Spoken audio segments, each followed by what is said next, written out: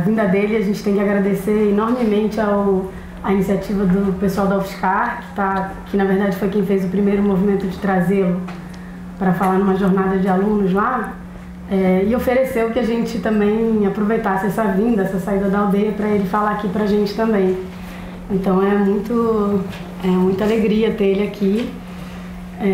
O Motuá Meinaco Kuikuro, né? A dissertação dele de mestrado é justamente sobre essa mistura. Ele mora no Alto Xingu, defendeu uma dissertação de mestrado no Museu Nacional em 2010, chamada Tetsuala. E essa eu estou sabendo agora, na verdade, que essa é a primeira vez, essas duas falas que ele está fazendo, que ele vai falar sobre esse trabalho de mestrado dele para um público acadêmico, né? Fora que eu já deve ter conversado muito na aldeia, ou não sei. Pode até falar para a gente sobre isso, sobre essa experiência do mestrado. Ele foi aluno do 3º grau indígena da UNEMAT, que é a Universidade do Mato Grosso, e é professor indígena, então tem uma longa história de experiência no mundo dos brancos, e aqui ele vai falar dessa nova experiência do mundo dos brancos, né? Que é o título da sua fala aqui. Então, vou passar a palavra para o Motuá e quero agradecer muito a sua vinda aqui.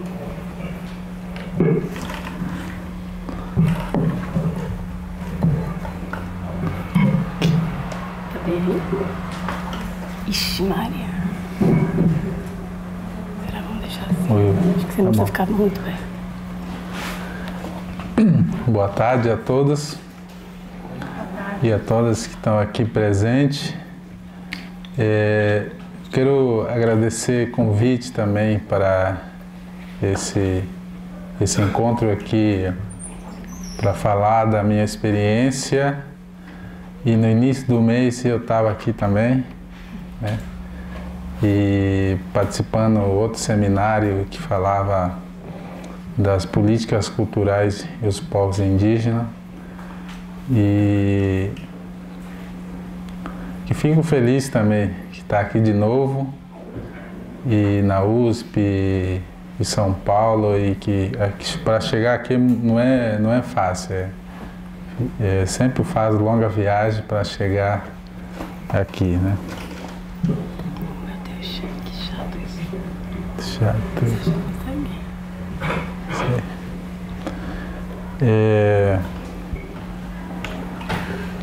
Esse muito bom esse encontro, né?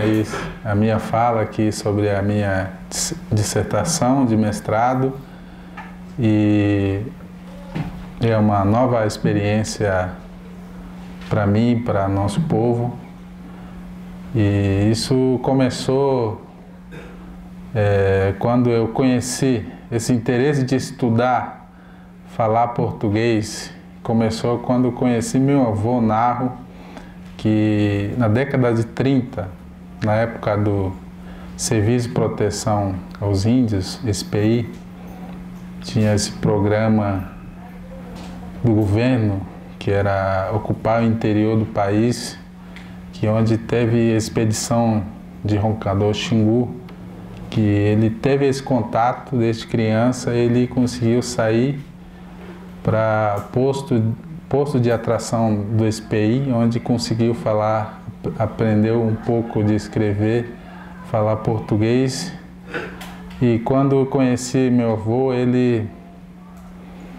eu acompanhava ele quando os brancos chegavam na aldeia, principalmente equipe da Escola Paulista de Medicina, né, quando fazia serviço de trabalho de vacinação, tudo, eu via que ele falava português. Aí eu ficava assim, olhando ele, pô, eu quero falar também, né? E toda a história foi passando e conhecendo várias pessoas, e os pesquisadores brancos também chegavam, principalmente o pessoal da Universidade Federal do Rio de Janeiro, do pessoal do Museu Nacional, da pessoa da Bruna Franqueto, Carlos Fausto e outras pessoas. E quando chegava na aldeia, perguntava tudo, fazia o trabalho de campo, e eu fui, por causa do meu avô, né, pediam para a gente acompanhar o trabalho de pesquisa. Eu não sabia que era pesquisa, né? Eu não sabia qual era a finalidade deles ir na aldeia, né? Para mim era visita, alguma coisa, queria aprender, nada, assim, sem entender qual era o objetivo desses pesquisadores, né? E quando descobri, aí eu falei, então eu quero aprender também, né? Principalmente a professora Bruna Franqueto, ela ia na aldeia, perguntava para nós como é que a gente falava aquela frase, palavra, e ela fazia análise linguística da nossa fala e ela conseguia segmentar as frases, palavras para entender qual raiz, prefixo, sufixo da fala, das palavras, né? E quando eu olhava assim, ela fazendo isso, ela explicava e ela explicava qual era a estrutura da língua cuicuro. Aí eu falei, poxa, ela sabe tudo. Ela não é cuicuro, ela sabe tudo, como é que ela sabe? Aí eu falei, então eu quero entender também, né, própria minha fala, né? Onde, primeira vez eu descobri que quando a gente fala e a gente não percebe, a gente não fica preocupado sobre a posição das palavras, do verbo e objeto da fala, né? E outros complementos da nossa fala. Que quando eu descobri, eu vi isso, ela ensinando, ela explicando, aí eu falei, eu quero aprender essa língua. Eu comecei a me apaixonar pela língua e ficar mais, querendo entender mais coisas, né? Quando surgiu a oportunidade de criar alfabeto da língua, né? Escrever na língua cuicuro, né? E foi para mim, para nós, foi uma descoberta grande, assim, de escrever na língua, né? Escrever frase em cuicuro, para nós era novidade. E junto com a professora Bruna Franqueto, a gente conseguiu fazer o alfabeto da língua. Aí a gente foi aprendendo com os outros colegas da escola, e onde a gente conseguiu publicar o livro que chama Tissakis, a nossa palavra, em cartilha, né? E onde a gente também publicou junto com os calapalos. Os calapalos também fala, linguistas falam que eles falam a mesma fala, a língua dos cuicuro, a língua caribe, e eles falam, não, nós falamos diferente, né? O cuicuro fala diferente, nós falamos diferente. Tá bom, quando nessa apostila, nesse livro, a gente publicou o texto dos calapalos falando, escrevendo em calapalo, cuicuro falando, aí deu confusão, né? Deu um pouco briga, assim, a gente não fala assim, o cuicuro fala assim, né? Por conta disso a gente falou, então, vocês escrevem, a gente respeita essa política também, e a gente acabou publicando outro livro de alfabetização só em cuicuro, eles também só em calapalo, na Fucoá Matipu. Então, vendo tudo isso, eu comecei a trabalhar mais sobre a língua, né? Quando surgiu a oportunidade de escrever monografia, né, no curso, no projeto de terceiro grau indígena, era a formação dos professores indígenas do Mato Grosso no nível superior, né, que começou em 2001 e terminou em 2006. Eu fui da primeira turma desse projeto, onde eu tive a oportunidade de estudar sobre a língua e um pouco de português também, né?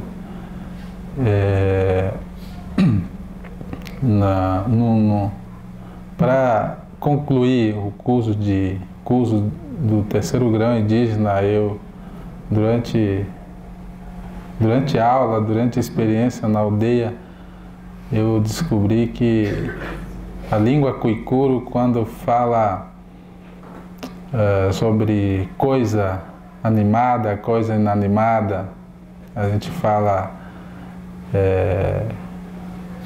usa outro prefixo.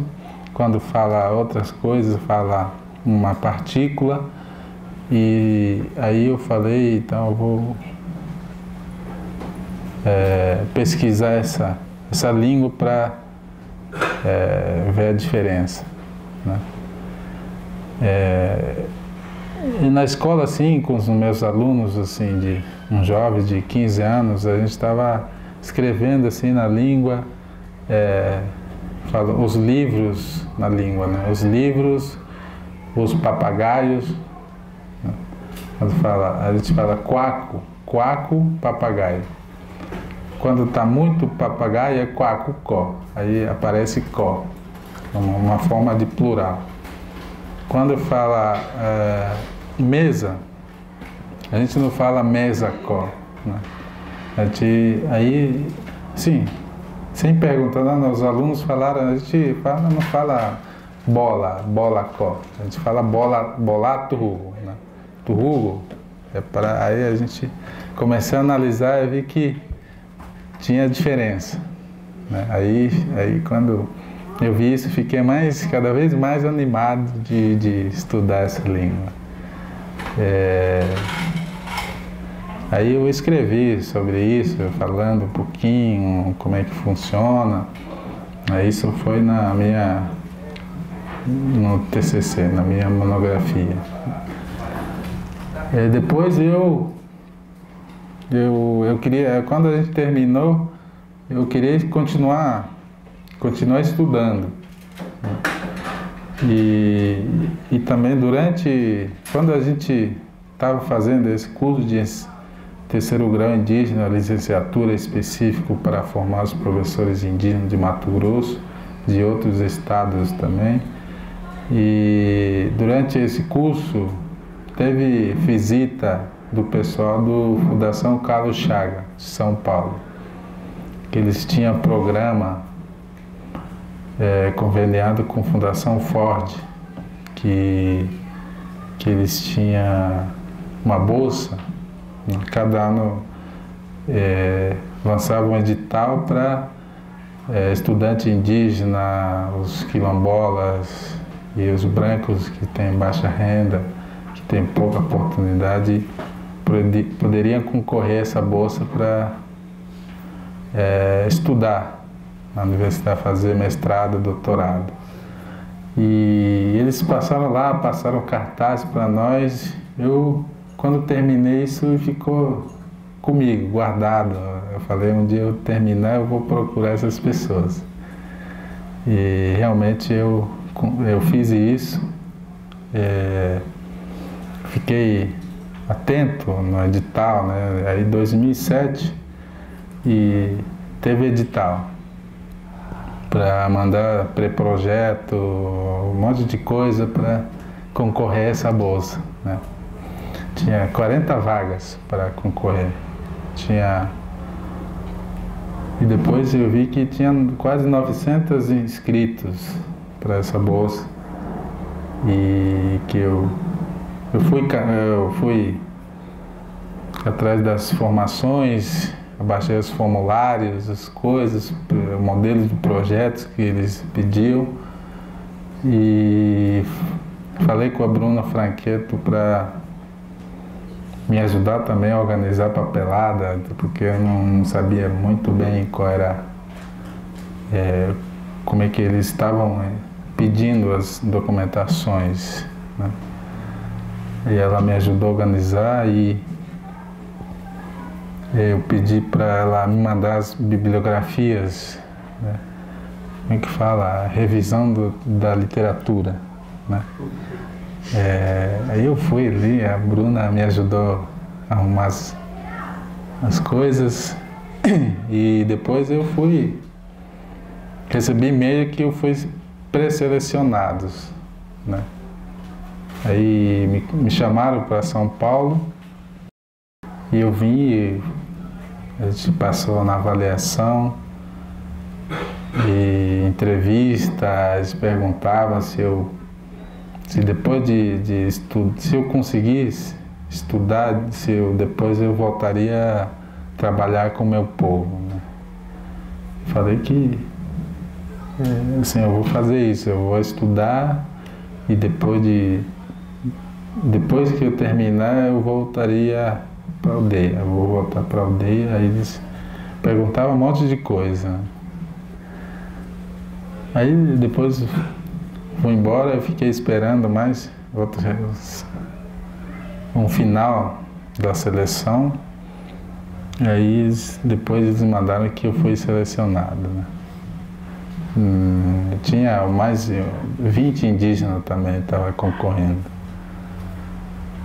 E aí fiquei feliz, né? Puxa, eu fui selecionado, então eu vou estudar, eu vou poder estudar fora.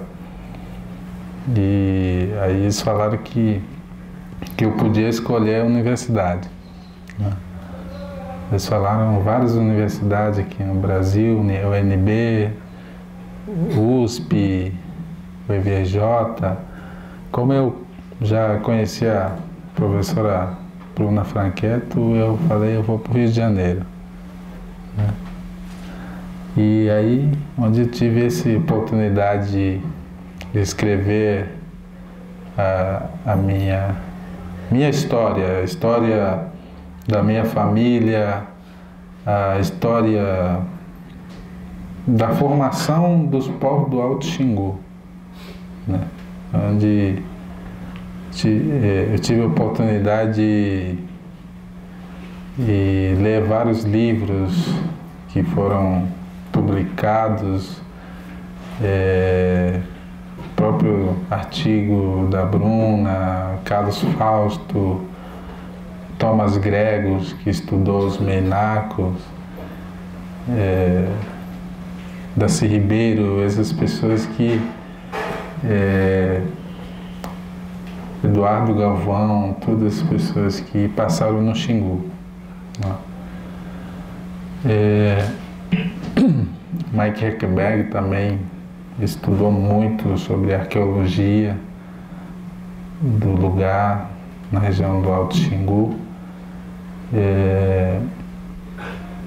onde eu fui entender essa formação, como é que foi a formação dos povos do Alto Xingu, a cultura xinguanos, né, as festas, os rituais, né? Onde durante estudo no Rio de Janeiro, também eu saí da minha aldeia, da minha cultura, para viver na cidade e estudar fora, e de lá eu consegui enxergar os problemas do nosso povo, consegui entender o valor da cultura, o valor da nossa língua, né?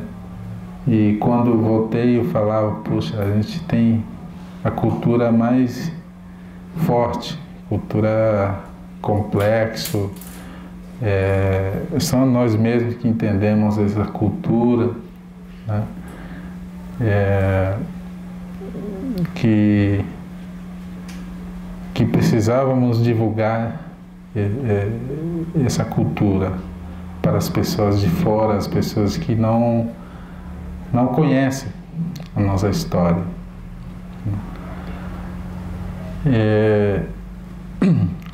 O título da minha dissertação é Tetsuala. Tetsuala é pluralismo da pessoa, da língua do Alto Xingu, porque eu falo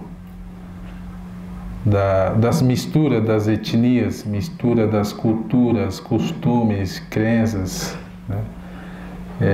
Mistura ocorre através de casamento interétnico, né? Mistura ocorre através das festas, dos rituais, né?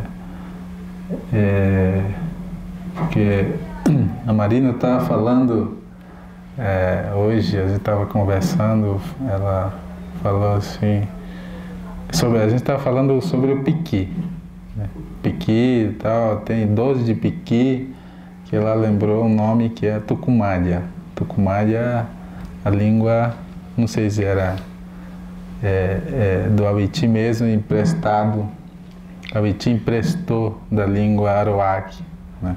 Tucumádia. Então tem várias as palavras misturadas, né? O nome das coisas misturados, né? Então a minha dissertação fala isso.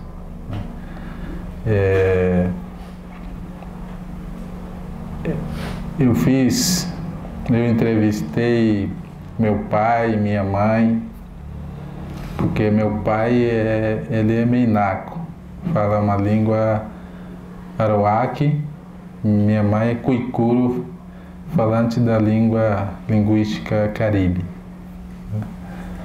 Então, desde criança eu fico escutando, ouvindo duas línguas diferentes ao mesmo tempo, né? Meu pai fala língua meinaco, minha mãe fala cuicuro, e vivendo com duas línguas até hoje, né? E depois eu aprendi a falar português, já é a terceira língua. Quando meu avô fez casamento da minha mãe com meu pai, porque antes meu pai não entendia língua cuicuro, minha mãe também não entendia. Quando eles se casaram, aí ficaram assim, como é que os falavam, né? Aí eu entrevistei eles, como é que vocês lidaram no primeiro momento, né? Aí na minha dissertação a minha mãe fala que era difícil. Minha avó, que falava meinaco, que traduzia a língua do meu pai para minha mãe. A sogra traduzindo, né? Falava indiretamente e chegava. Aí foi muito interessante, engraçado também. E minha mãe, bem detalhista, ela fala muito, todas as coisas que aconteceu com ela contou, né? Que ela, assim, diz que meu pai era forte, grande, que minha mãe tinha medo dele, né? Não queria aceitar, aí demorou um pouco para... levou um mês, talvez, para se entenderem, né? Aí ficou difícil. Ela sofreu também, assim, teve muitas dificuldades. Meu pai falou que ele estava tranquilo, né? Ele não estava com vergonha, não estava com problema, assim, de aproximar minha mãe. Aí depois, quando tiveram primeira filha, como meu pai tinha outra crença, outra cultura, né? Que quando teve primeira filha, ele não podia comer peixe grande, tipo peixe cachorro, pintado, né? Todos os peixes grandes, porque senão o bebê ficava, como é que fala, epilético, causava epilepsia no bebê. Com medo disso, meu pai não podia comer peixe grandes. Para minha mãe já não era problema, né? Aí tem um pirarara que para minha mãe não podia comer pirarara, porque meu pai podia comer tranquilo, sem problema. Aí ficava assim, duas pessoas assim, como é que fica? Eu respeito a sua cultura, você que respeita a minha cultura. Então acabou os dois respeitando a cultura do outro, e aí com o tempo foi acostumando e foi misturando, né? Muitas vezes a crença dele ficava dominado pela outra crença, né? Tá, essa minha dissertação também eu escrevi lá também, e falei também mistura das línguas através do ritual.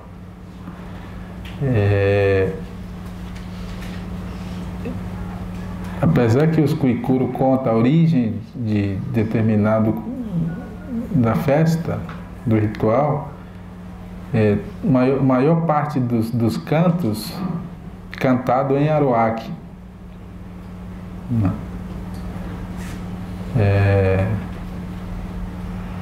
Aí eu falo, poxa, Aruaque, Kuikuro canta tranquilo, eles aprendem como canto, né? Só que quem entende a língua Aruaque já entende o que o canto está falando. Um exemplo, Yamuikumalo, é o nome do ritual das mulheres, né? Yamuikumalo, que fala Yamurikuma,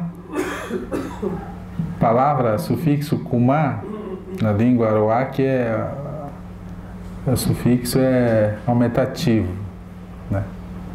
Kuma, Yamurikuma. Cachau-Pacumá fala cachau-pau branco, Kumá já é americano, né? Cachau-Pacumá, americanos. Os brasileiros são, os brancos brasileiros são Cachau-Cagaia, né? A gente fala Cagaia. Em Kuikuro, Cuenga palavra aumentativo, Cuenga, fala tal Cuenga.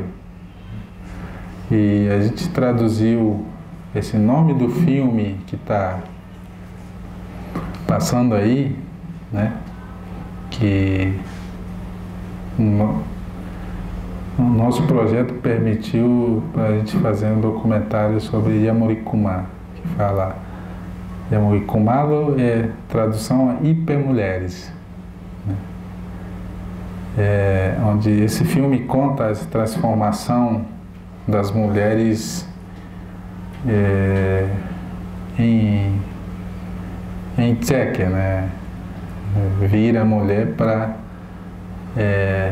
usar todos os enfeites dos homens, e tem umas histórias longas, né? Então, todos esses cantos que fala, a maior parte dos cantos desse ritual fala Aruaque. Então, eu falei que pode ser que os antepassados dos Meinacos, o Aurá, o Alapiti, que eles que começaram descobrir todos esses cantos, né? A festa, o ritual de Awari, ele fala, a maior parte dos cantos é falado em Tupi-Guarani, na língua Camaiurá. Tem o meu primo que cantou, ele canta. Uma vez os Camaiurá estavam lá na aldeia, eles ficaram escutando ele cantando. Os Camaiurá entendiam tudo que esse canto estava falando. Ele não, ele só estava cantando sem entender o que o canto estava falando.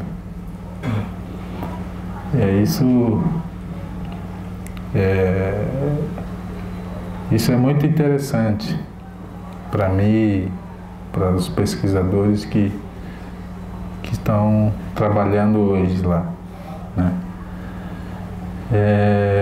Então eu tive essa oportunidade de escrever sobre isso e muitas vezes eu não conseguia transmitir a mensagem da nossa língua para português. Às vezes ficou muito difícil para eu falar o que nós sentimos, né? Da cultura, da língua. Muito a tradução teria que explicar mais coisas, né? Para eu conseguir transmitir como é que funciona a nossa cultura, a nossa língua. Então foi muito interessante, muito importante. Para mim é novidade fazer isso dentro de uma universidade, dentro dessa regra, desse modelo do branco cria, né?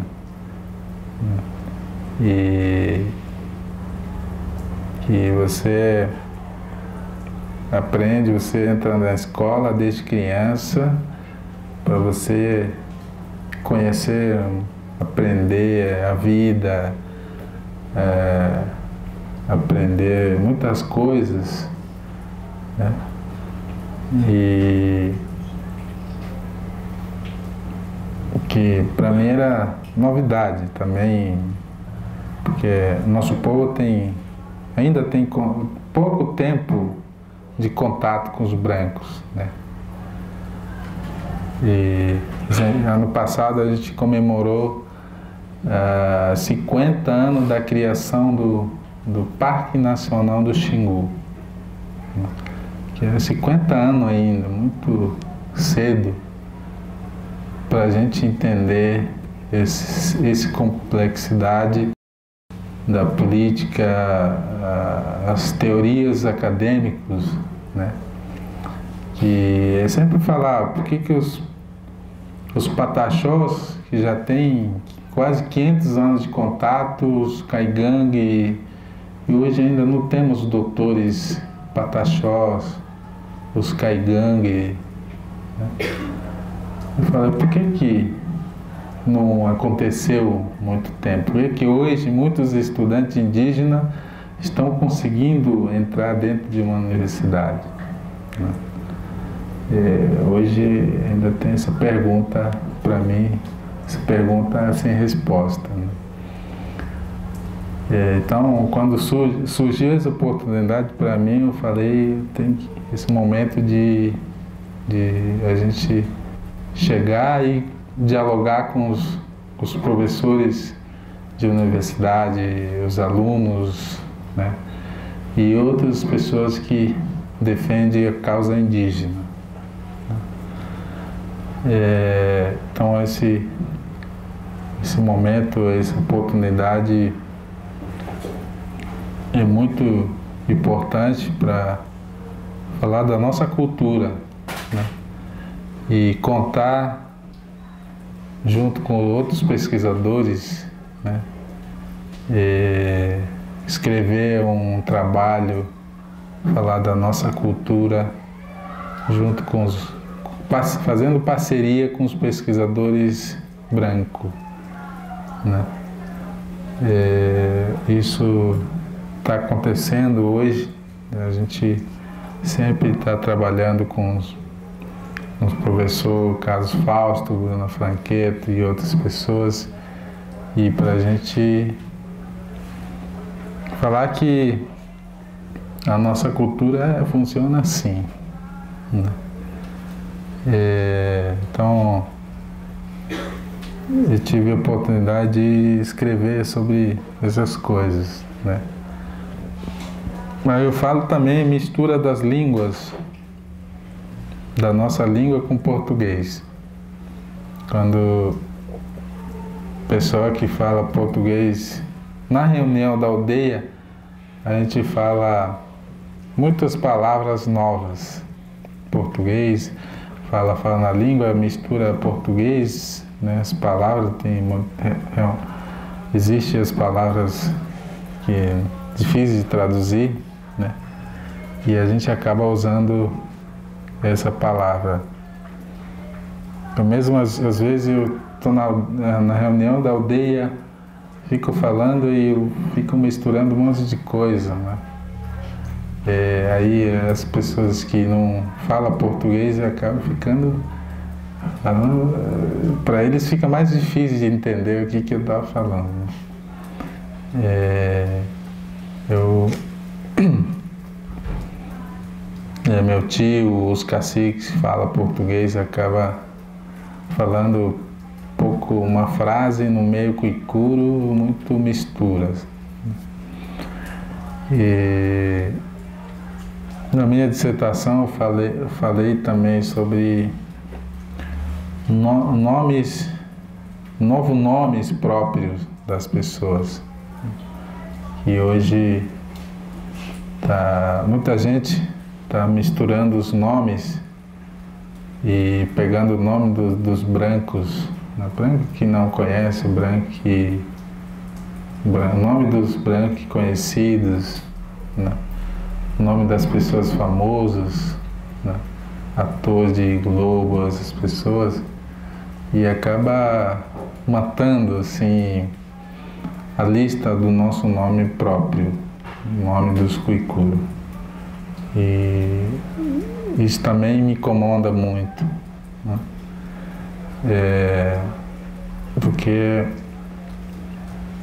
tá acontecendo muitas mudanças, né?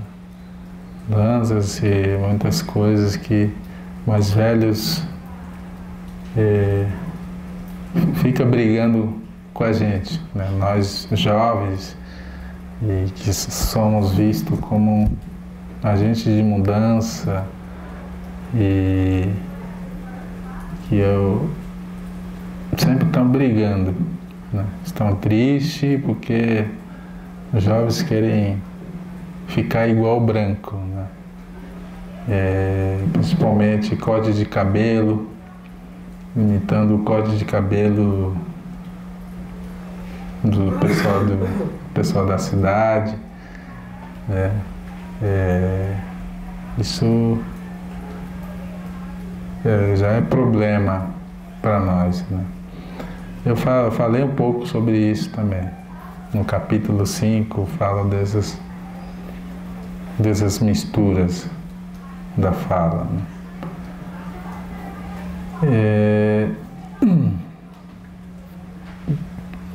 Como eu era um pouco...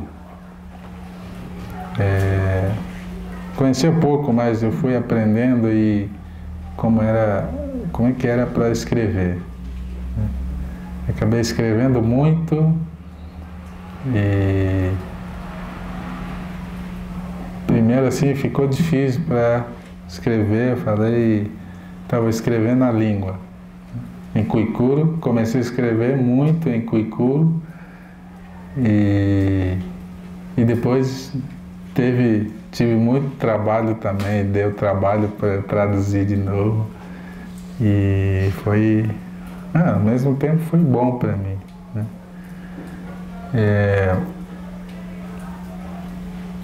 Eu falava, a gente tem essa cultura de deixar o menino na reclusão.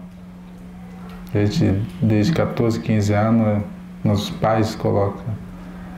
Eu fiquei na reclusão 6 meses, né? Meu pai fala que para aprender a vida, aprender a fazer artesanato, aprender como respeitar as pessoas, como lidar, conviver com as pessoas diferentes, né? E eu falava, agora eu tô na reclusão, né? Tô na reclusão, só que no modelo do branco, né? Aí eu ficava assim, porque eu fiquei preso mesmo, né? Na verdade, quando estava escrevendo a minha dissertação, tive que ficar preso mesmo, escrevendo, até eu fiquei doente, né? Dor de coluna, assim, tudo.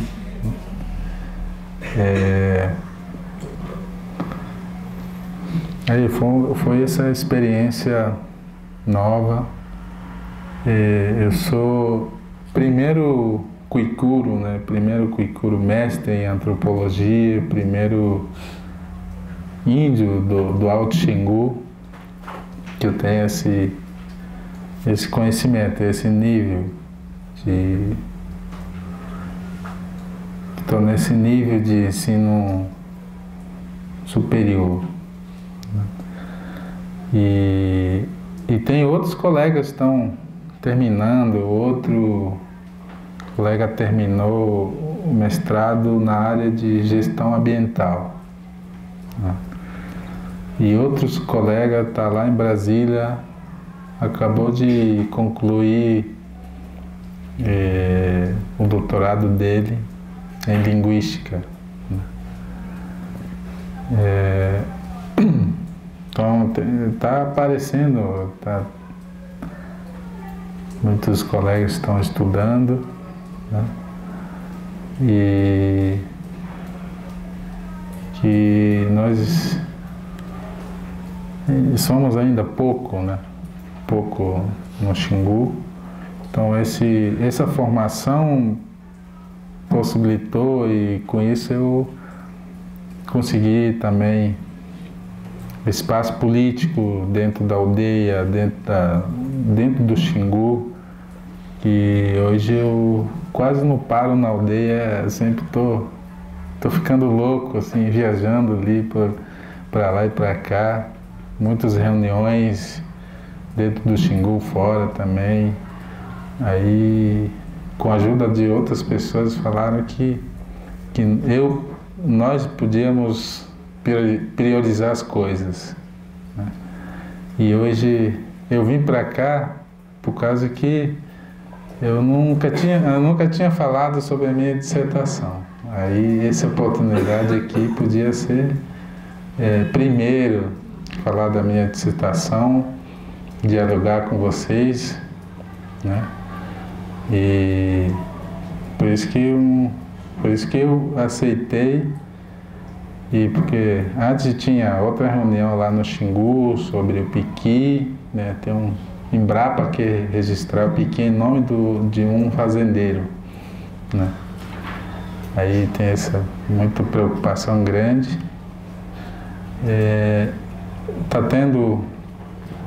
Eu tinha recebido um convite para participar da oficina de gestão ambiental territorial na terras indígenas, lá em Brasília. Aí eu falei, eu vou partir, eu vou escolher, eu preciso falar da minha dissertação, e por isso que eu vim para cá, né? Então, é isso que, não sei se eu falei um pouco de cada capítulo, né, da minha dissertação. Peço desculpa aí se eu fui claro, fui confuso e eu deixei alguém ficar com sono aí. Desculpa aí. Né? Mais uma vez agradeço essa oportunidade aqui, né? E muito obrigado pela atenção.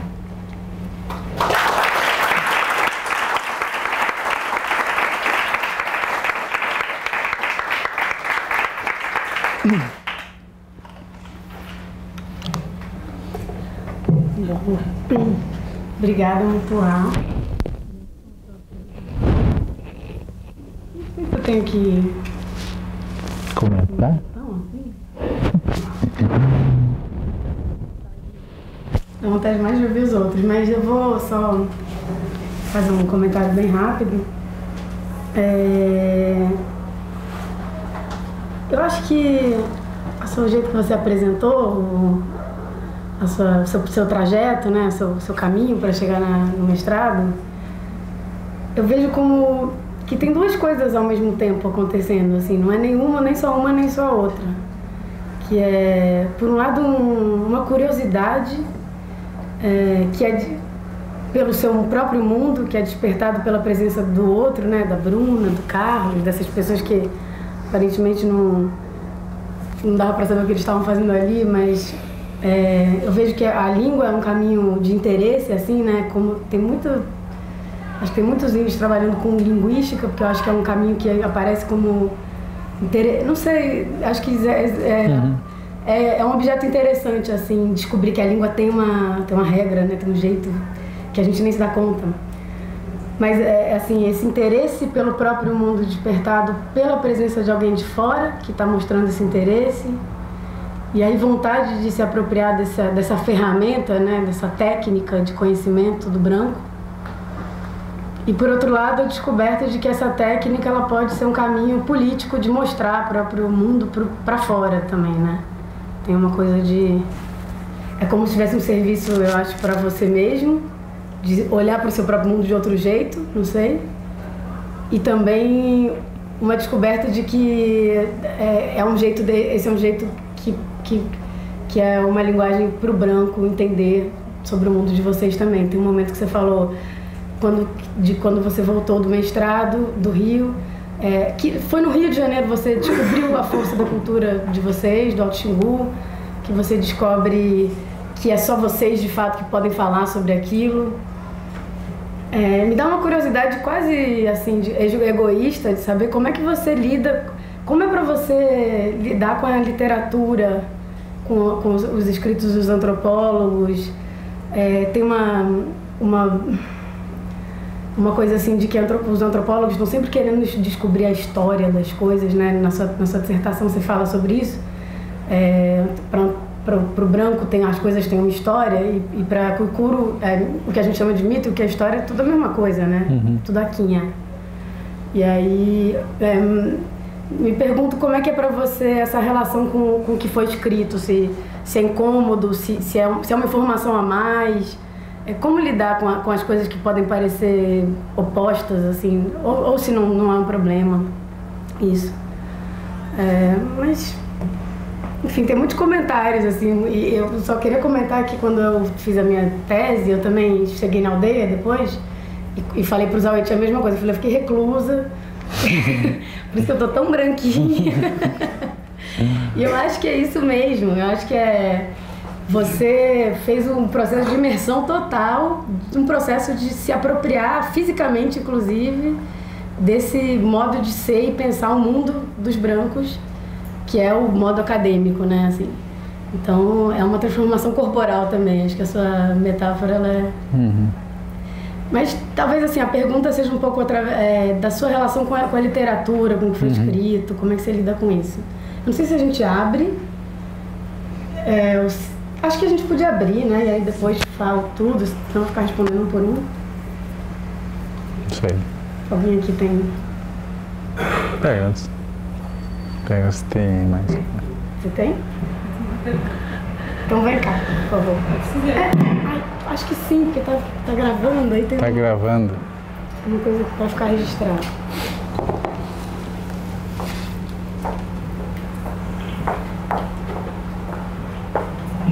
Então, eu gostei muito da sua fala. E daí eu fiquei com uma curiosidade também, com uma dúvida, que no começo você falou que quando os pesquisadores iam lá na sua aldeia, vocês não entendiam bem o objetivo do que eles estavam fazendo. Só depois é que você foi pensar o que era isso e entender. E daí eu queria perguntar como é que foi esse processo na sua pesquisa, quer dizer, como é que seus pais, os seus familiares, o próprio grupo entendeu o que era a pesquisa, o objetivo do que você estava fazendo, assim, como é que foi isso? Tá. Mas alguém, a gente podia fazer 3 e aí, né? Que é pra não ficar coisa demais, ninguém quer. Né? Aí depois você responde 3 assim. Não, só.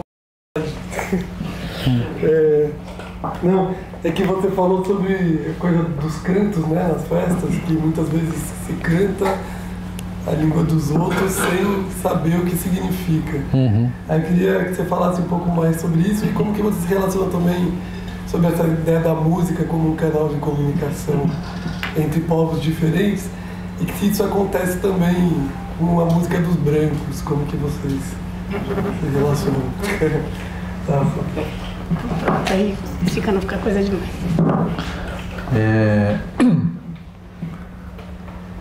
Quando você pergunta, né, essa língua realmente que chama muita atenção das pessoas, principalmente os Kuikuro e outros indígenas também da região. Os pais dos alunos ficam sempre falando para a gente. Quando eles viram que nós estávamos alfabetizando os filhos deles em Kuikuro mesmo, eles falavam assim, não precisa mais ensinar Kuikuro, eles já sabem. Tem que ensinar em português, né? Então o português é um objeto de desejo.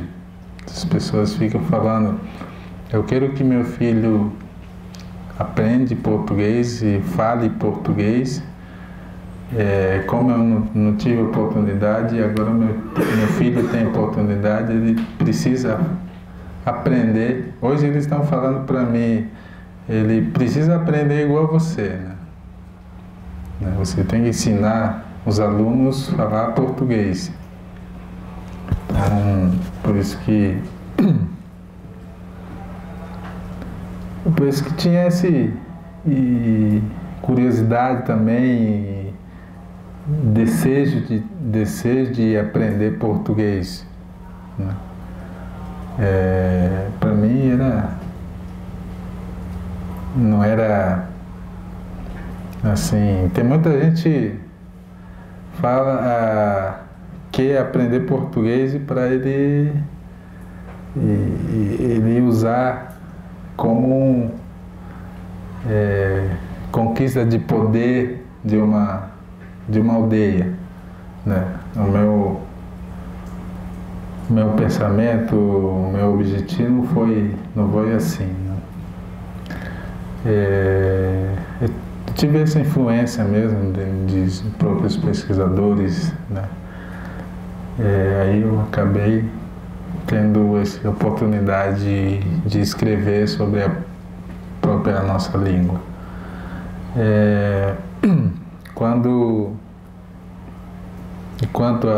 Sobre a literatura, e quando eu vi o livro do Thomas Gregos, que escreveu o Meinaco,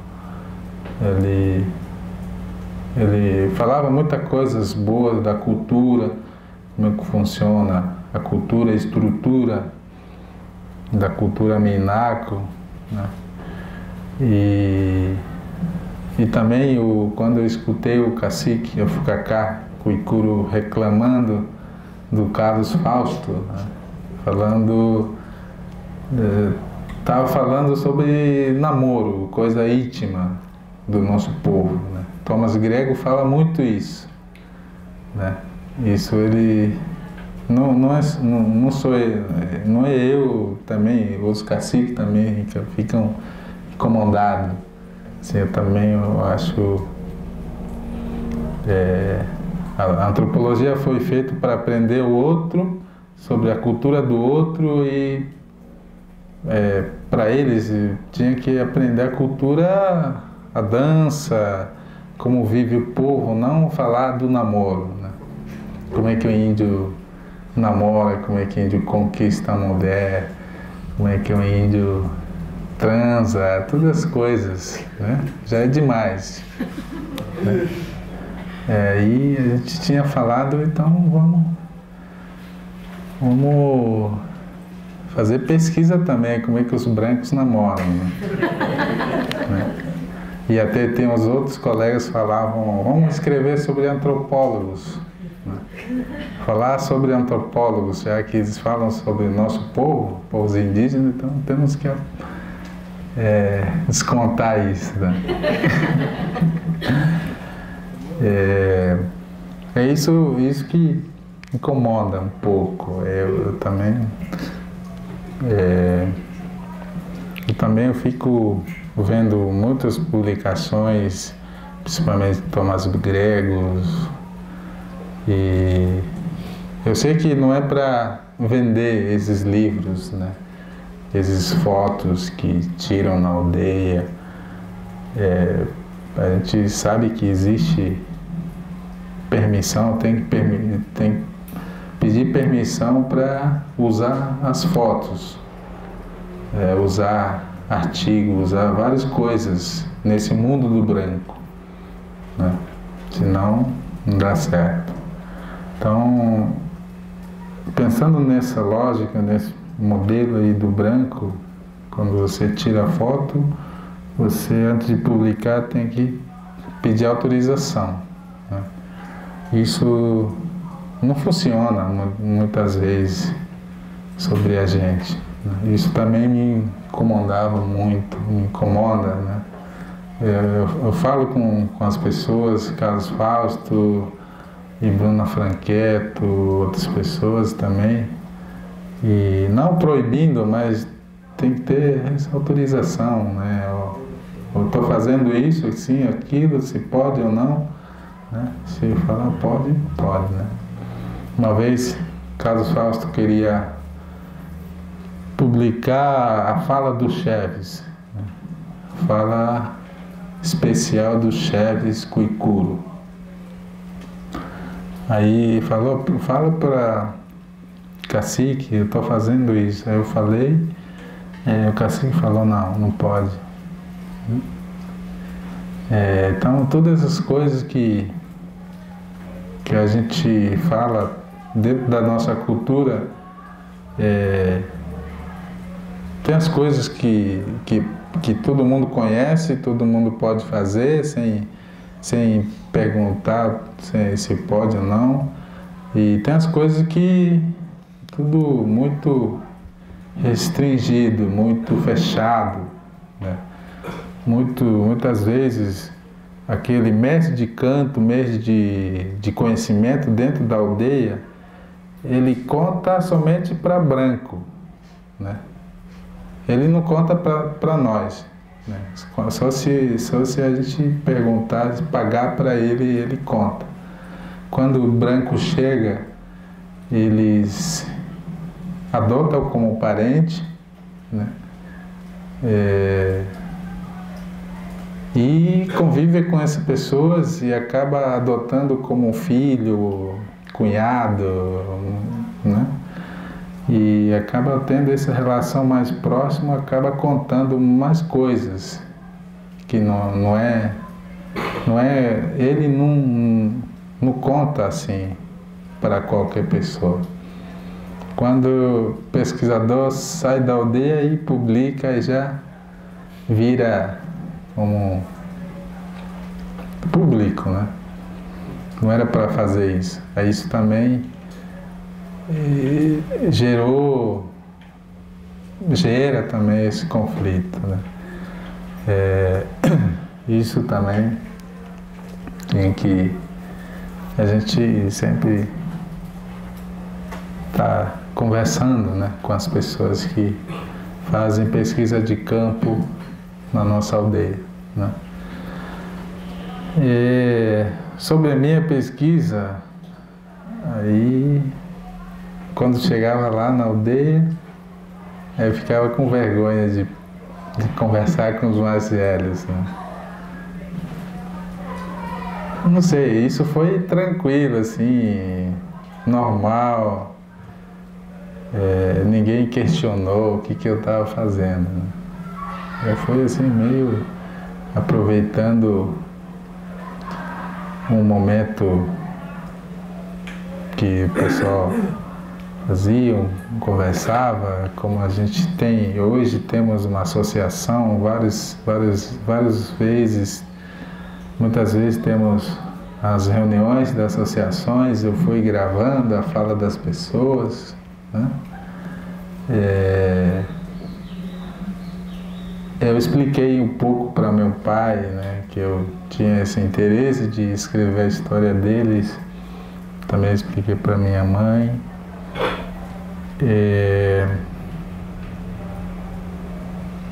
Muitas pessoas não conseguem entender, né, o que a gente estava, o que eu estava fazendo. Para mim foi tranquilo, ninguém questionou nada. Foi bem tranquilo. E a coisa dos cantos? Dos cantos.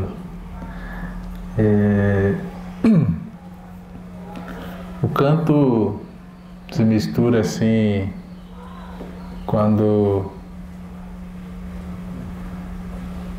não tem cantor de uma aldeia, lá na outra aldeia tem cantor. Aí essa pessoa vai, pede para ensinar a pessoa de outra aldeia, aí através dessa pessoa vai circulando, né? Os cantos.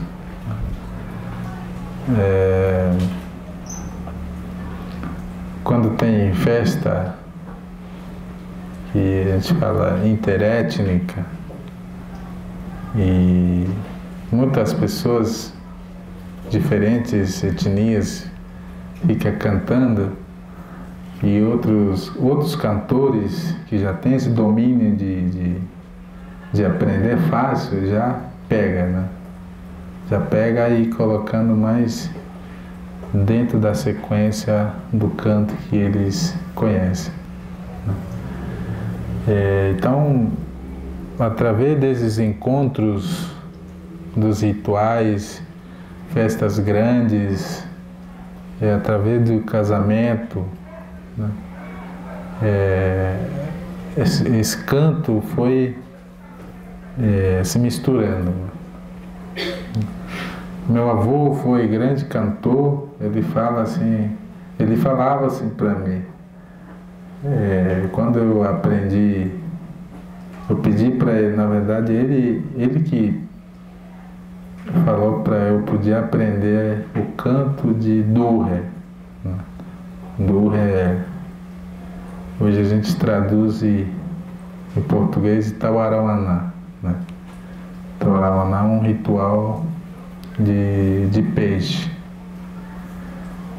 Ele falava assim, esse canto aqui dos Cuicuro, outro canto aqui eu escutei o canto daquele povo, eu inseri outro canto aqui.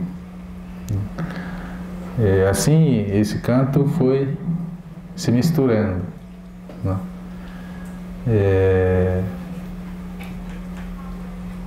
Hoje eu aprendi a cantar a festa, aprendi o canto do ritual Quarupi, né? Esse canto fala em Aruaque, fala Caribe.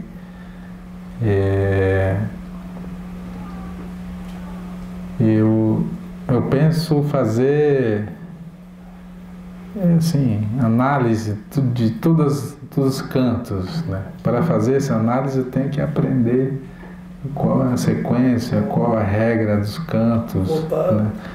Aqui na academia fazer um trabalho sobre isso. Né? Hoje tem outra demanda, né? Eu estou fazendo experimento de transcrever esse canto no papel e cantar lendo, né? E também isso me ajudou muito a aprender esse canto que eu estou aprendendo, né? Isso foi muito bom. Também outras pessoas estão seguindo o mesmo método de aprendizado novo, né? Nova tecnologia que a gente está usando, né? Não sei se é isso que você queria entender, né? É isso.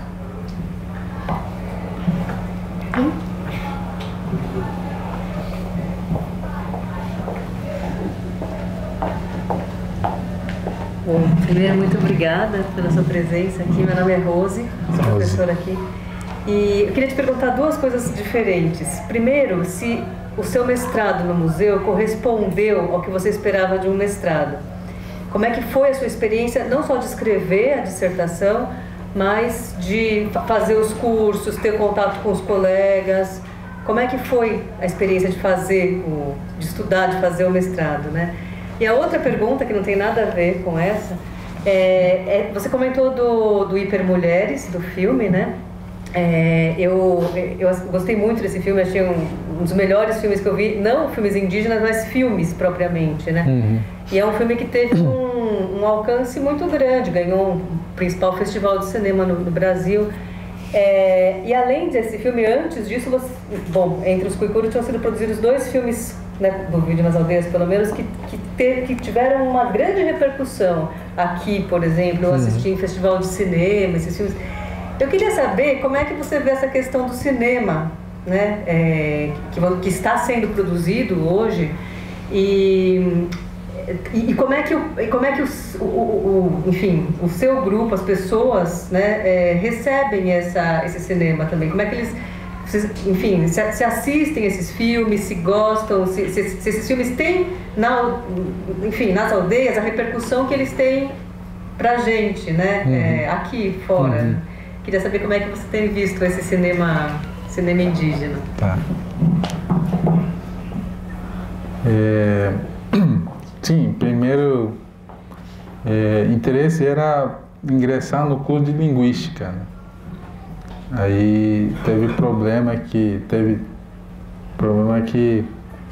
eu não consegui porque eu não falava inglês, né? Aí eu falei, poxa, já acabou comigo, né? Eu falei, eu não precisava falar inglês, português já é inglês para mim. Aí, como tem essa regra aí da universidade, a Bruna correu atrás da vaga, né? E mandamos projetos para o Museu Nacional que podia ingressar no curso de antropologia, né? Mas isso não impedia para estudar língua. Claro, eu estudei e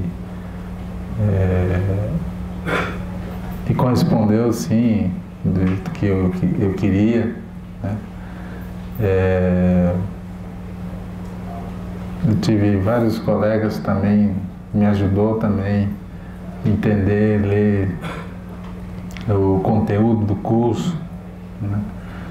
E eu tive vários amigos bons também, até me ajudava de discutir os conteúdos do curso, né? E isso foi bom, né? Sobre o filme, no início da conversa, né, quando a gente fez o projeto de documentação da cultura dos Kuikuru, e esse projeto se originou depois da viagem do cacique lá em Estados Unidos, onde ele conheceu os povos indígenas norte-americanos, que é Pequot, né? E conversou com descendentes desse indígena, onde eles viu que eles tinham cassino, né? E o governo americano deu isso para eles como a indenização do que eles mataram os avós deles, né? E ao mesmo tempo ele ficou encantado, assim, ficou admirado pelo domínio que eles têm na política americana, essa organização deles. Quando chegou na aldeia, falou: e temos que salvar e documentar nossa cultura. Aí surgiu essa oportunidade de formar cineastas indígenas, cineastas Kuikuro, e acabar fazendo documento. Primeiro era documentar só, guardar e documentar, registrar. E depois a gente viu que nós precisávamos divulgar essa documentação, esse documentário que a gente estava fazendo, divulgar isso fora. Aí a gente acabou fazendo um filme que resultou em Cheiro de Piqui, no dia que a lua menstruou, sobre o eclipse da lua. O primeiro filme, Cheiro de Piqui, eu fui ator desse filme, né? Protagonista dessa história de origem do piqui. Se alguém viu, pode me reconhecer lá. Fiz papel da personagem principal, que é Maricá, que a Maricá tinha 2 esposas, aí foi traído pelo jacaré. Aí Maricá matou o jacaré e surge um piqui, né? Essa é a história, né? Então, esse filme produzido na aldeia, quando a gente descobriu essa beleza, né, da televisão, do filme, e mesmo que foi filmado na nossa aldeia, assim, na nossa frente, quando aparece na televisão, já todo mundo quer assistir, né? Meu tio Jacalo, outro cacique, falava: poxa, esse aqui é nós mesmos que está assistindo isso aqui, né? E você podia assistir outro filme de outros povos indígenas, né? Tem outras pessoas que falam: eu gosto de assistir um filme da nossa cultura. Então, eles querem ver a dança inteiro, né? Dança inteira, de todas as coisas. A gente falou: então vamos produzir 2 coisas. Um filme que pode corresponder ao modelo padrão do cinema festival lá de fora. Então a gente faz um documentário específico para isso. Então a gente faz outro filme para nós mesmos, né? Então esse trabalho está tendo esse resultado positivo para nós, né? E sempre temos cinema na aldeia, e os meninos lá, os cineastas, colocam um pano grande dentro da aldeia, aí a gente fica vendo um filme de outros povos indígenas, os Kaxinawá e os próprios povos lá do Xingus, os Iquipeng, o Axanica também tem esse trabalho de filme, né? Então o povo gosta muito. E os filmes brancos? Os filmes brancos também. Tipo Rambo, Bruce Lee.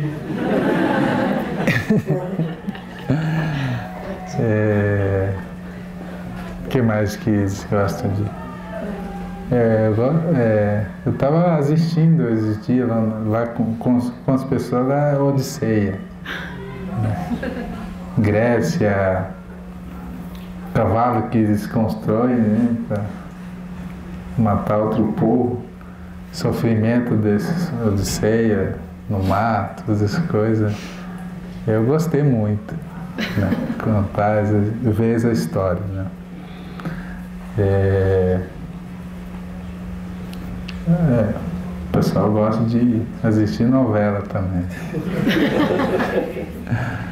Teve uma novela que Salve Jorge, isso virou assim, ninguém perdia horário, todo dia lá. Quando acabava a gasolina de um menino, aí outro tinha gerador e ligava, todo mundo ia para lá. Foi muito bom. Tem outra pergunta. Deixa eu te perguntar uma coisa assim, a Marta, eu acho que tocou um pouco no ponto. A tal da escola diferenciada, eu queria que você refletisse um pouco sobre isso, porque há, assim, muito claramente, uma dificuldade, você sabe melhor do que qualquer um de nós, de quando entra na universidade, ler esse monte de coisa que o branco apresenta para nós, né? Como a gente sabe que tem duas modalidades de ensino superior, talvez uma parte não saiba do público, mas tem a licenciatura indígena, onde tem muita gente que trabalha com os índios e que estão lá para ensinar os índios, né, a se formar professor. Entretanto, tem a outra modalidade, que é o pessoal entrando para fazer medicina, advocacia, etc. tal, onde os professores que estão lá não têm sensibilidade nenhuma para lidar com o aluno indígena, vai ter que aprender o que todo mundo está aprendendo na sala. A partir da sua experiência, né, a sua biografia lá atrás escolar, quando você começou a estudar, o domínio do letramento, isso que você até comentou, né, que os mais velhos, de maneira geral, a comunidade tem um objeto de desejo português, né? Até que ponto essa ideia do ensino diferenciado está em xeque de alguma maneira, né? E que é entendido de alguma maneira talvez equivocada, que ensino diferenciado é levar o xamã para ensinar a história dentro da sala de aula para os meninos, quando tem outros espaços que o xamã pode estar ensinando isso, e que talvez era legal ensinar uma boa história nossa, porque é o que vai ser pedido lá no vestibular na hora de você fazer o vestibular, né? Mesmo que estejam disputando entre si, e cada vez mais disputando entre si, né? Então já está havendo um funil entre os próprios índios. Quem entra na universidade, na licenciatura hoje ou num curso de medicina é o índio mais letrado, e aí reproduz a nossa lógica. Quem tem uma melhor escola, quem estudou melhor, né, teve melhores professores, vai conseguir não só entrar no vestibular, como dar conta de se formar, finalmente. Então, de que maneira que esse seu ensino intercultural, a sua formação intercultural, dois mundos, né, de que maneira que isso, em todo o processo da sua formação, seja na graduação, no vestibular, na graduação, na pós-graduação, né? De que maneira, eu estou chutando, o melhor domínio do português lá atrás teria sido fundamental, né? Não só do português, mas de todas as outras disciplinas, e que desafio está colocado para a escola diferenciada hoje. Sim, hoje eu fico me perguntando muita coisa também, né? Sobre escola diferenciada específico. Uma vez outras pessoas começaram a brigar comigo. Hoje eu, como professor de uma aldeia, eu fico vendo isso, né? Escola diferenciado, eu sei que a escola diferenciado para atender essa especificidade de cada povo, né? Principalmente na minha comunidade falam que tem que valorizar a cultura, nossa própria cultura. Ao mesmo tempo eles falam tem que ensinar os meninos matemática, geografia, história, ciência, todas essas disciplinas normais, como todas disciplinas iguais de qualquer escola do Brasil, né? E para atender especificamente na minha escola, ainda não temos muito material específico, né, que falam, específico falando da cultura, conhecimento tradicionais. E a gente ainda tem um monte de livros do MEC, né, e acaba a gente usando muito esses materiais, né, de matemática, de oitava, primeiro grau, né? Quando a gente começou a discutir a escolarização, o letramento dos nossos alunos, a gente falou, e aí, a gente está preparando essas pessoas para eles chegar na universidade, né? E hoje, vendo minha história, essa minha experiência de encarar essas dificuldades, falei que eu podia ensinar, selecionar, ensinar assim as pessoas, e como eu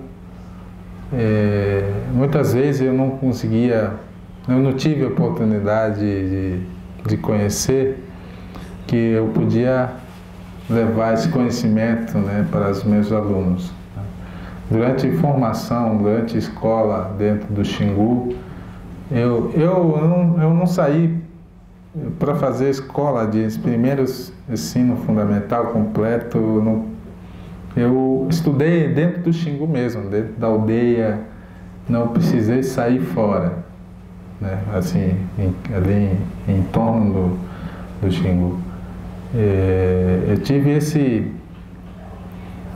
influência do meu avô Narro, que falava português, e eu tinha meu tio que viajava por aqui, né, que os amigos deles davam livro para ele, né, e várias coisas, e levava, e eu ganhava os livros, né.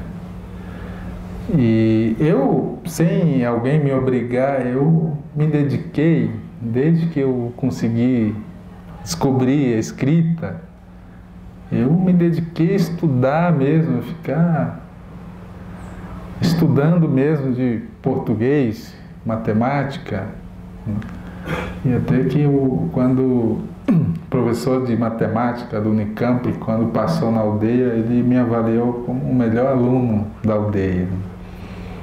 E aí isso me motivou muito, né? Hoje eu mesmo estou discutindo isso dentro da aldeia. O que nós queremos da nossa escola, né? Como é que vocês perguntam para os pais, né? Como é que vocês querem que nossa escola ensine esses alunos, né? Aí, hoje a dúvida é, depois de terminarem ensino médio na aldeia, e aí, como é que eles vão ficar? Será que todos os 20 vão sair da aldeia, né? E a gente vai ter outro problema. Eu mesmo senti falta muito de outros conhecimentos quando eu cheguei na Universidade Estadual de Mato Grosso. Eu vi que tinha muita coisa, tinha outra língua dentro da universidade, outra linguagem. Falei que eu não aprendi lá. Eu falei, puxa, eu preciso ensinar isso aqui lá, antes de a pessoa chegar aqui. Porque a gente tinha esse projeto, esse objetivo de projeto era formar os professores escola diferenciado para atender a demanda da comunidade, né? Respeitar a cultura, estudar a própria cultura, costumes, conhecimentos de medicinas, arte de contar as histórias. Não falava também sobre preparação, como estudar antes de fazer vestibular. Não tinha essa preparação. Aí eu tive muito dificuldade de acompanhar. Primeira semana de aula eu fiquei perdido. Depois eu fui acompanhando, aí falar para os colegas assim, a gente não aprendeu isso aqui lá. Então a gente está vendo aqui. Então eu falei para ele que a gente precisava rever nossa escola, né? Se nós queremos que nossos alunos continuem, temos que seguir todas essas demandas aqui de universidade para ficar igual. Senão a gente não consegue mandar nossos alunos, né? Então esse assunto, esse ponto, né, que está em discussão hoje dentro da escola, o nível, toda a região do Xingu, né? Tem umas escolas Iquipeng que já estão fazendo ensino médio integrado. Já tem o MEC e o SEDUC de Mato Grosso, e reconheceu, né? Estão lá, temos 30 alunos que estão fazendo.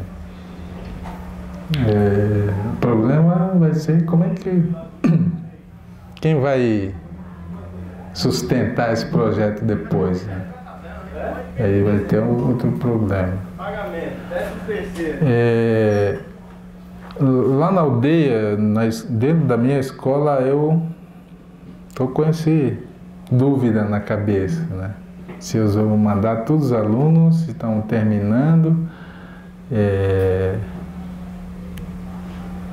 Eu tenho que fazer duas coisas, né?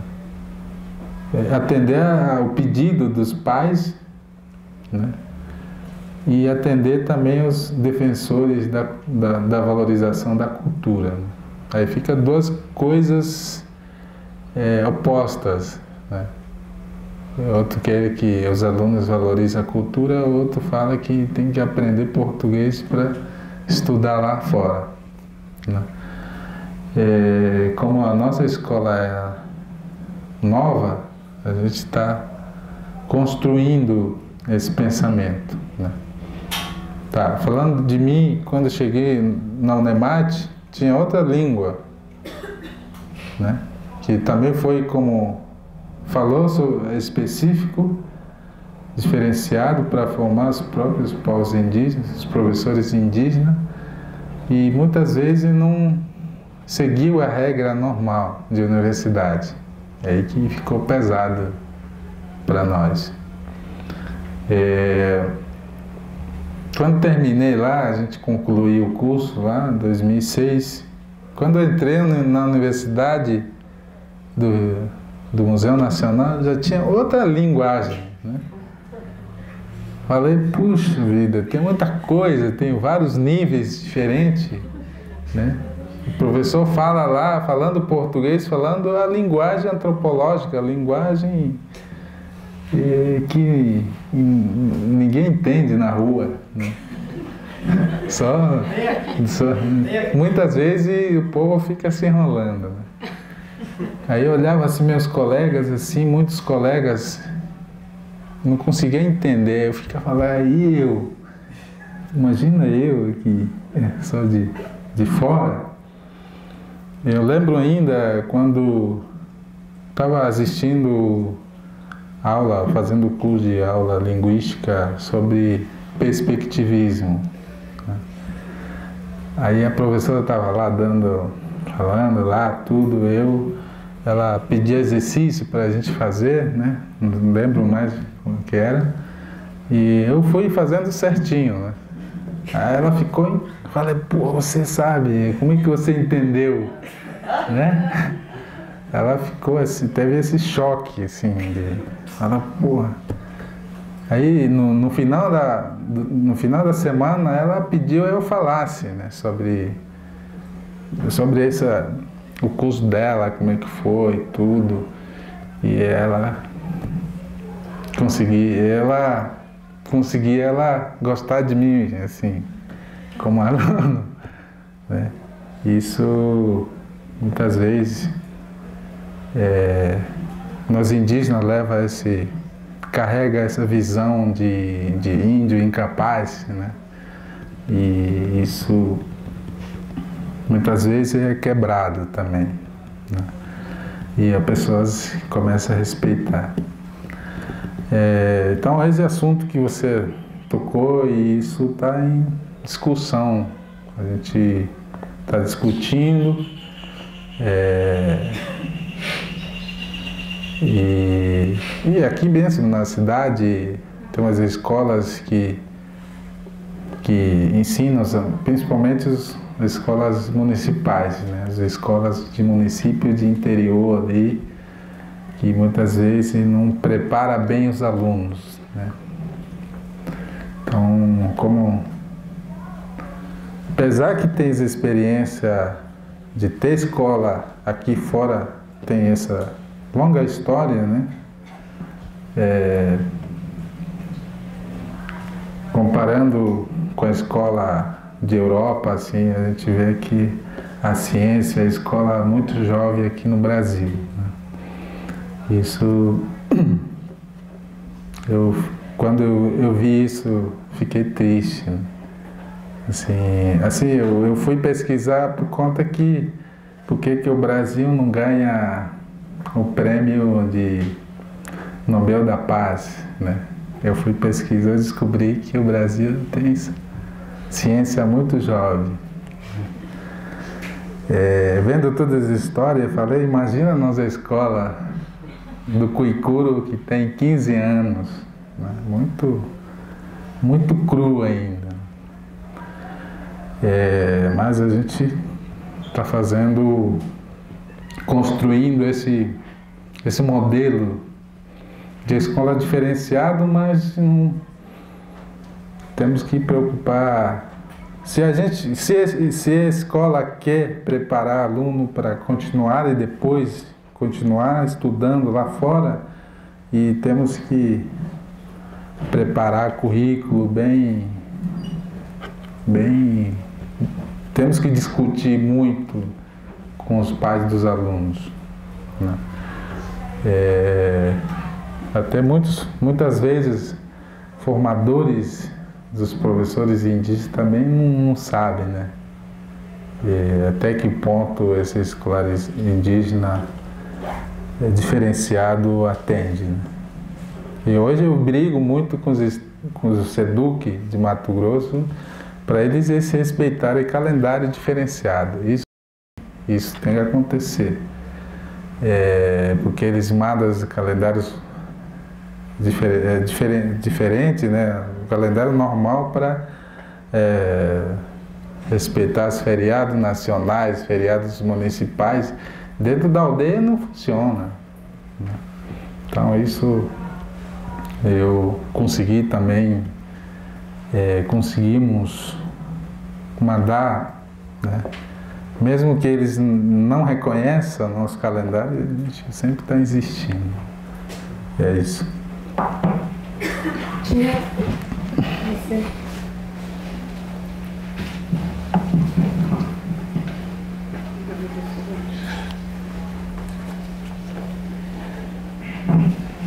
Oi, Vitor. Queria também te agradecer por estar aqui conosco. Gostei muito da sua fala. Meu nome é Ana, eu estou justamente pesquisando a formação de professores indígenas lá na Estadual do Amazonas, com o Sataré Maués, né? E uma coisa que eu estou super interessada e até gostaria que você falasse sobre a sua própria experiência esse cotidiano mesmo de estudar na universidade, né? Então eu queria que você falasse um pouquinho como é que foi para você estar no campus lá da Unemach, na época da formação dos professores indígenas, e depois como é que foi para ir para o Rio de Janeiro estudar no museu. Como é que essas duas experiências são diferentes da sua vivência como professor na sua formação também aí na aldeia, né? Uhum. E a outra coisa que eu queria te perguntar é como essa experiência da pós-graduação mexeu com o jeito de você atuar como professor indígena. Depois que você fez a formação de professores indígenas na graduação, você foi para pós, E como é que isso fez, se isso fez alguma diferença no jeito como você trata as suas turmas e tal? Como é que você traduz, você explica para os seus alunos o que é ser pesquisador, já que você não sabia no começo com a Bruna e o Carlos Fausto o que eles estavam fazendo lá, como é que você explica para os seus alunos o que você esteve fazendo lá também? Obrigada.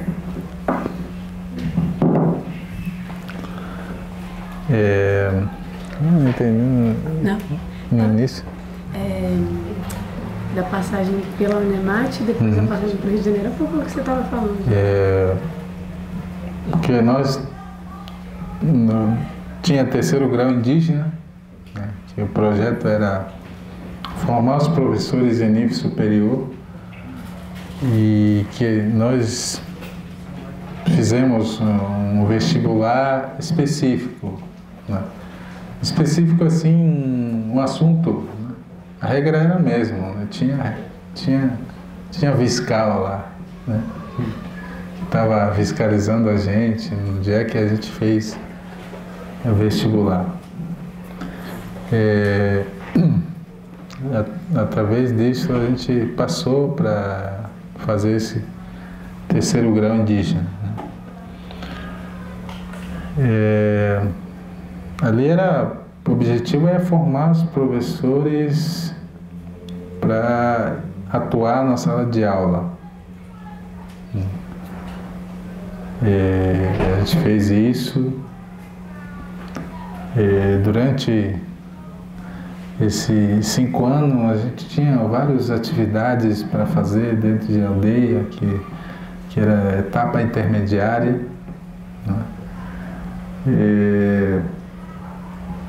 Que a gente concluiu em 2006, né? E como é que eu passei, né, de graduação para pós-graduação, que fui para o Rio de Janeiro, o que possibilitou é a bolsa, né? Tinha ganhado uma bolsa da Fundação Ford, que possibilitou eu ir para o Rio de Janeiro, né? Eu escolhi Rio de Janeiro porque a Bruna estudava a língua cuicuro, né? Que ela seria uma pessoa certa para ser minha orientadora, né? Porque conhecia a língua, né, antes de mim. E então foi no começo muito difícil, né? Com o tempo foi me adaptando com o costume da universidade, conhecendo várias pessoas, né? Então, não sei se é isso que você E a vida na cidade? queria. A vida da cidade, difícil, foi difícil. Assim, eu saí de uma cultura diferente, que desde criança eu nasci e vivi na aldeia, vivi comendo nossa alimentação, e isso, a alimentação, assim, me deu muito falta. Beiju, que todo dia nós comemos beiju, farinha de polvilho, peixe assado, moqueado, né? Isso fez falta, né? Também eu tinha muita saudade. Na época eu tinha 3 filhos pequenininhos, assim, escadinho. Também tive muito saudade. Sempre falava com minha esposa, o tempo passa, o tempo vai passar, né? Muita gente me pergunta, né, como é que foi? Muitas pessoas falavam assim, e aí, você vai voltar para a aldeia ou você vai ficar por aqui mesmo, ficar no Rio de Janeiro? Falei, o Rio de Janeiro é bom para estudar, né? Não é para morar, né? Eu tenho um lugar para viver. Aí quando terminei eu fui embora. Até agora nunca mais voltei para o Rio de Janeiro,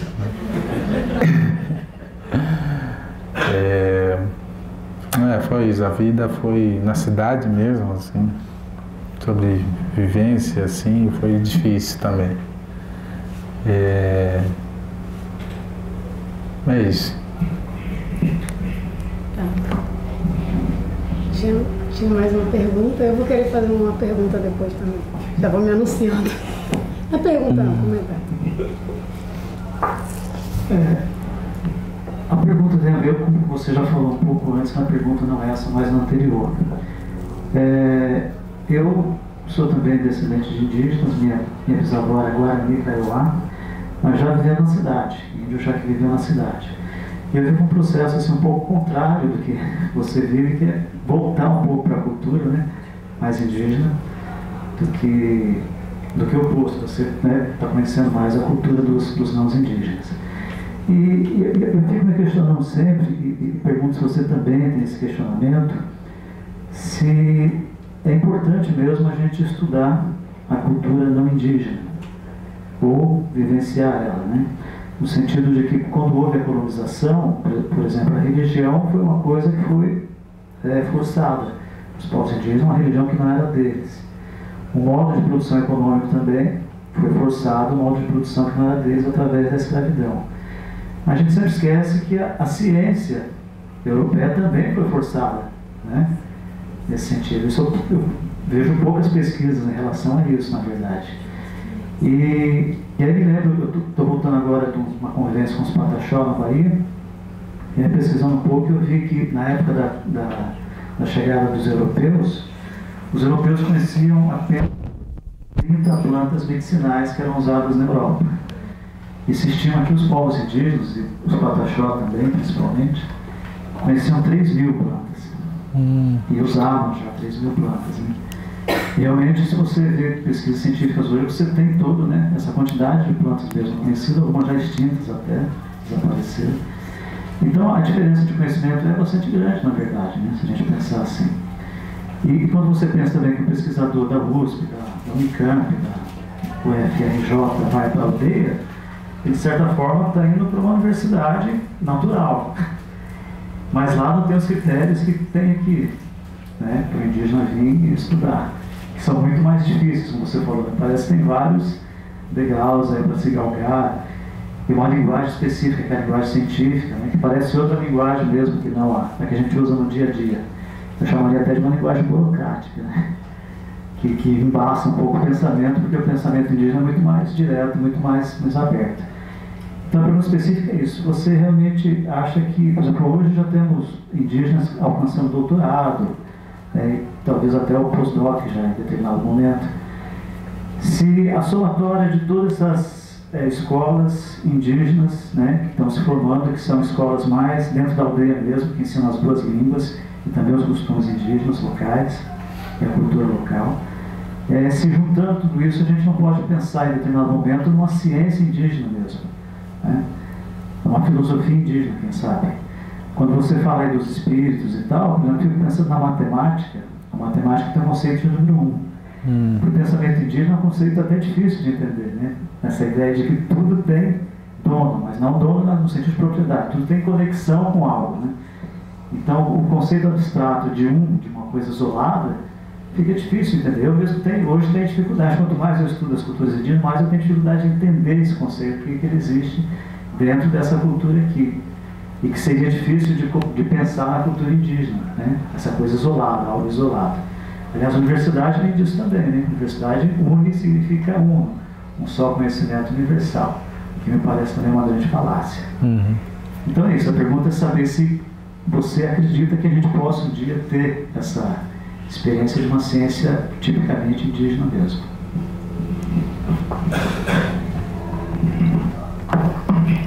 Sim, hoje a gente tem, na minha lista, tem o Edson Caiapó, que hoje é doutor, acho que pela Universidade, acho que é PUC, né, de São Paulo. Tem Gerson Baniwa, que é doutor em antropologia social pela UNB. Tem outro colega lá, Sukai Maiorá, Munduruku, Daniel Munduruku, né?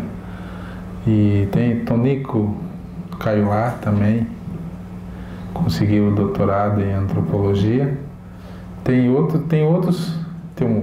Acho que tem muitos advogados indígenas, né?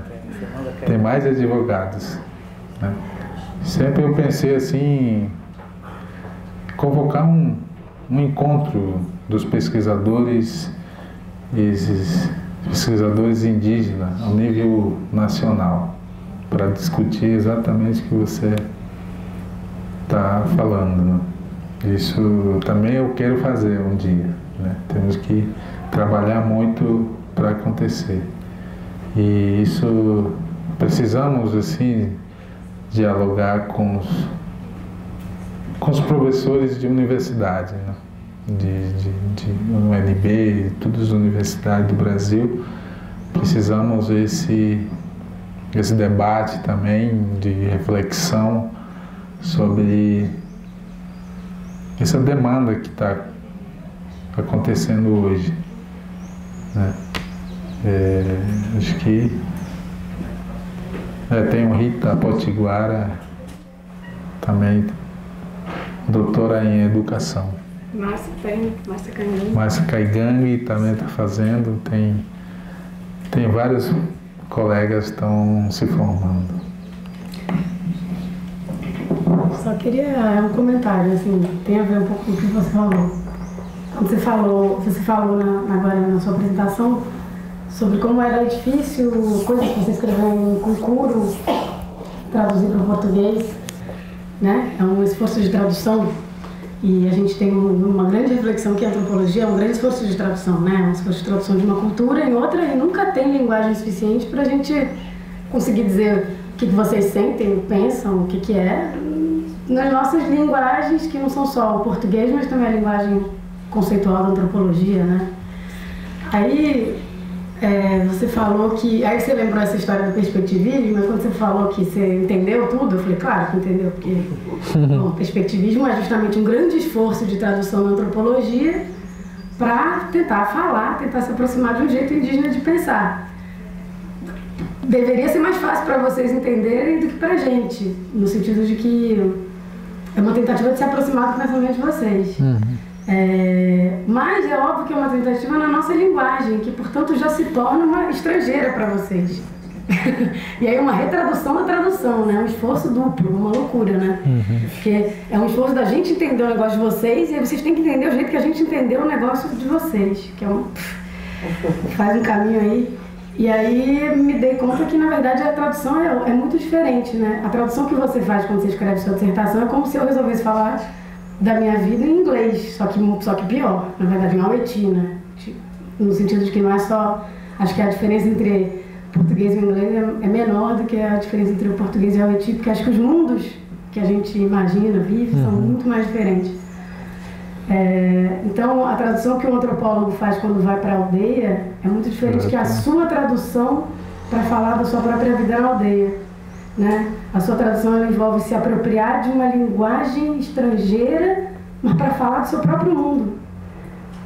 É um processo complicado, mas muito interessante. Eu acho que a minha pergunta é um pouco assim, você acha que esse contato com a literatura, com a teoria antropológica, com coisas que foram escritas sobre outros povos, mudou sua visão sobre o seu mundo, sobre Kuikuro? Te abriu outro jeito de ver o Alto Xingu?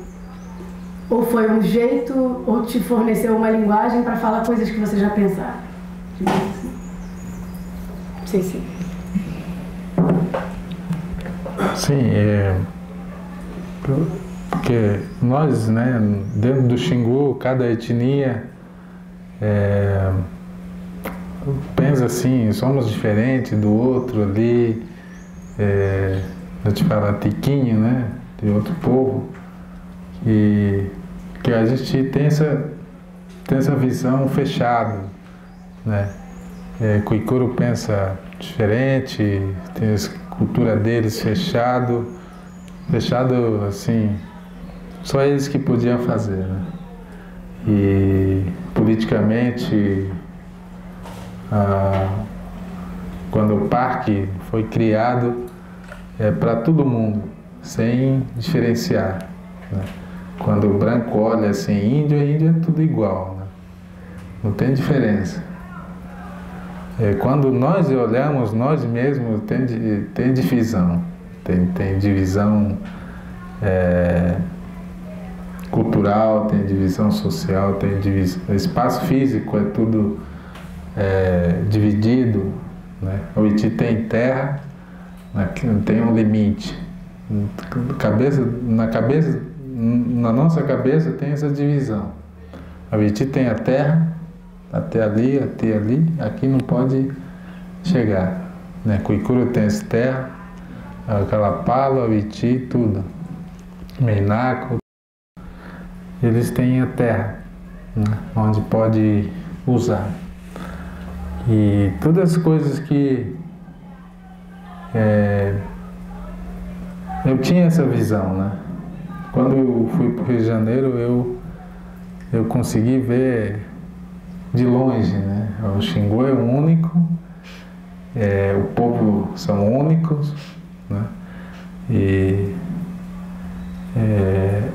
a antropologia fala o povo do Xingu, Alto Xingu, como é que fala a palavra? Homogêneo, né? Que a gente vê tudo dividido. Dentro da aldeia somos tudo diferente. Eu sou filho de um Meinaco, eu sou diferente dos Kuikuro. Eles me olham como Meinaco, então você é de outro povo, né?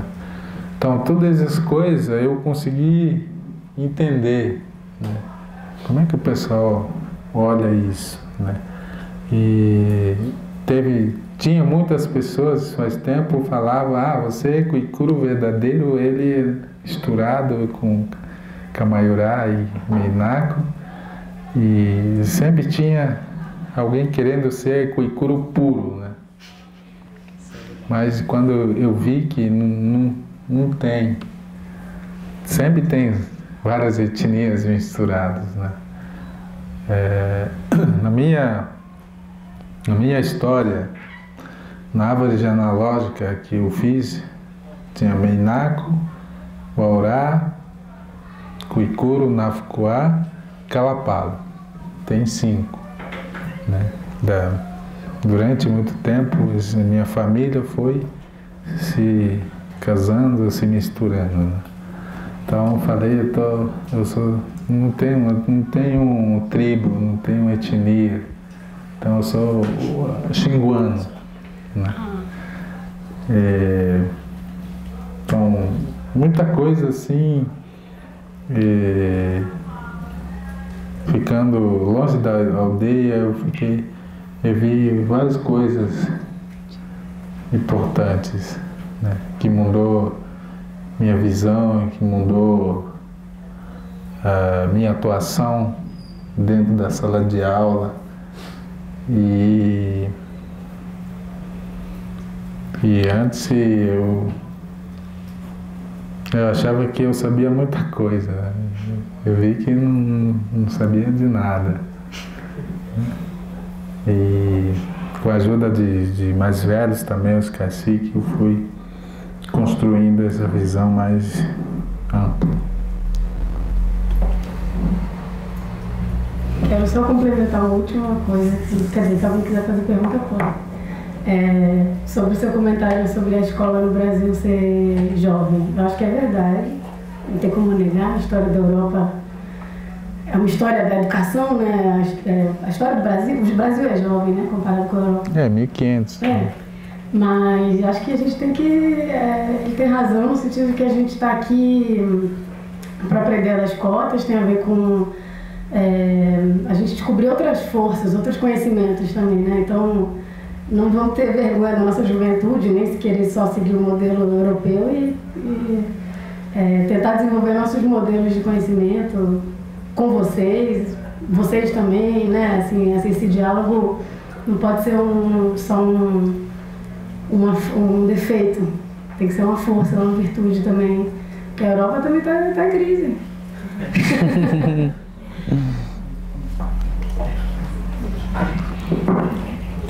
Quando eu vi a bibliografia, né, eu via todos os nomes americanos, Levi-Strauss, Taylor e outros, né?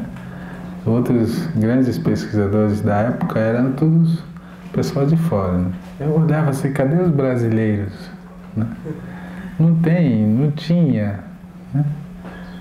Aí eu vi que tinha Darcy Ribeiro, muito recente, Darcy Ribeiro, Eduardo Galvão, até chega Eduardo Vivés de Castro, né? E aí eu falava, cadê esses povos do Brasil, né? E porque vendo tudo isso eu falo, muito jovem ainda. Tá certo. Ó, tem mais um. Acho que a gente podia se encaminhar para o final, né? Tá cansado, mas tem mais fora essa pergunta? Não, acho que, né? A minha pergunta ela é bem rápida. Não tem problema. Ela é bem objetiva, assim. Prazer, meu nome é Patrícia. Eu ia te perguntar, porque eu li os 2 primeiros capítulos da sua dissertação e eu queria entender como que você trabalhou em Kuikuda a noção de voz passiva do português. Eu estou te perguntando isso porque eu tenho estudado algumas línguas indígenas. Eu me aprofundei mais no tronco maia, mas especificamente numa língua, né, os torlavados. E eu percebi, mas aí eu tenho visto assim que no Tupi também tem isso, e estava vendo o tronco Aruac também tem isso, essa questão de... Até tem uma epígrafe do seu trabalho que fala sobre isso, que aquele branco é meu, ou aí entra a noção de voz passiva que eu estou perguntando. Ou eu sou dele. Então, mas não é bem voz passiva isso em português. Por isso que eu estou perguntando como que você traduziu a noção de voz passiva para o Kuikuda. Pode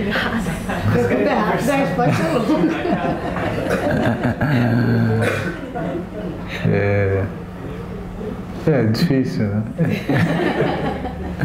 Só você pode me responder.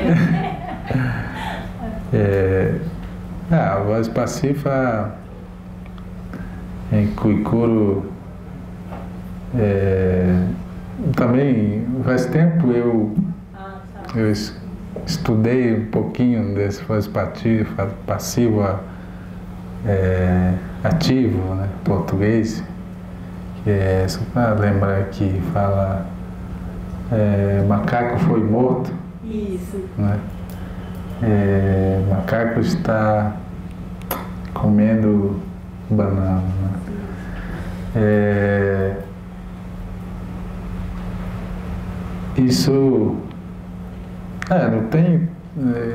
Ficou difícil para traduzir também Kuikuro. Né? Aí tem que, tipo, meio assim, explicar mais ainda, como é que seria essa ideia, né? E muitas coisas também não tem tradução, né? Isso também eu falei, eu queria muito traduzir, mas em Kuikuro tem coisas, não dá para traduzir em português, e em português não tem tradução para Kuikuro, né? Então esse ponto fica muito difícil de traduzir.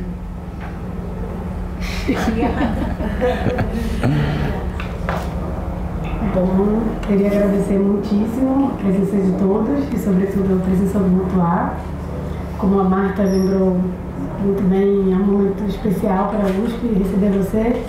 Além do prazer de ouvir você falar da sua dissertação, ouvir você falar da sua experiência no mundo dos brancos, é uma experiência intensa e cheia de contradições, não é fácil, mas a gente tem que falar sobre ela mesmo. E, enfim, foi um prazer ter você aqui. Obrigada.